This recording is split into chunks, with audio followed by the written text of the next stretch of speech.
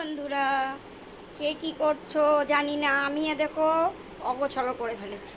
এই দেখো একটা ট্রলি ব্যাগ, এই একটা স্টিল কালারের ট্রলি ব্যাগ, এই যে, আর এই একটা পিঙ্ক কালারের ট্রলি ব্যাগ, এই যে। তাই এই ট্রলি ব্যাগগুলো চাদর তুলে দিয়ে সব রেখেছি, রেখে জামা কাপড়, এই দেখো এটাতে শাড়ি ভর্তি, আর এটাতে আমার নাইটি ভর্তি। আর আমি এগুলো আলমারিতে নাইটি রাখি না, সবসময় আলমারি খোলা পাড়া এই বাক্সে থাকে। আমি চেন খুললাম, বের করে ফেললাম, আর বাক্সগুলো খালি থাকবে। আরও পরে ভিডিও দেখতে থেকো, কি কি দেব দেখবে। আর এই দেখো এখানে আলনাটা রেখেছি, এটা বড় ছেলের ঘর। এই আলনাটার মধ্যে অগোছালো করে রেখে দিয়েছি। হ্যাঁ, সেদিনকে এই বাল্ব লাগালাম, ওই তো আলোটা দেখা যাচ্ছে না, এই ঘরেই লাগালাম। আর এইটা শোনো, এই দেখো এই একটা শাল কাঠের না সেগুন কাঠের খাট, এটা আগেকার খাট আমার, মানে আমার বিয়ের না, এমনি পরে কিনেছিল বর। এইটা আমি পাতলাম সেদিন, আগে পাতা ছিল এই ফোল্ডিং খাট, এই যে লোহার ফোল্ডিং খাট, একদম পুরো এটা ফোল্ডিং একেবারে, পায়াটা সব লোহার, এই প্লাইউড দিয়ে। এখন আবার দেখছি কার্লনের গদি পাতা আছে। তা যাই হোক, আমার তো তোষক ছিল, সেই বলেছিলাম তোষক করে নিয়েছিলাম অনেক টাকা দিয়ে। এই ওয়ান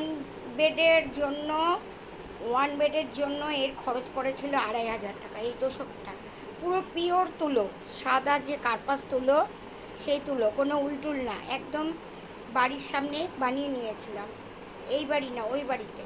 আর এই দেখো এর মধ্যে কিছু জিনিস আছে, তোমাদের পরে দেখাচ্ছি। আর এই দেখো সেদিনকে আমি তুলসী মঞ্চটা এখানে রেখেছি, আগে এ পাশটায় ছিল, এই যে এখানে কালো হয়ে আছে না, এই জায়গায় ছিল, এখন এখানটা রেখেছি কর্নার করে। এইখানে তুলসী মঞ্চটা এখানে রেখেছি, জানি না বাজবে কদিন উনি। এর আগেরটা তো আমার মোমবাতি পুড়েই গেল কালী পুজোর সময়।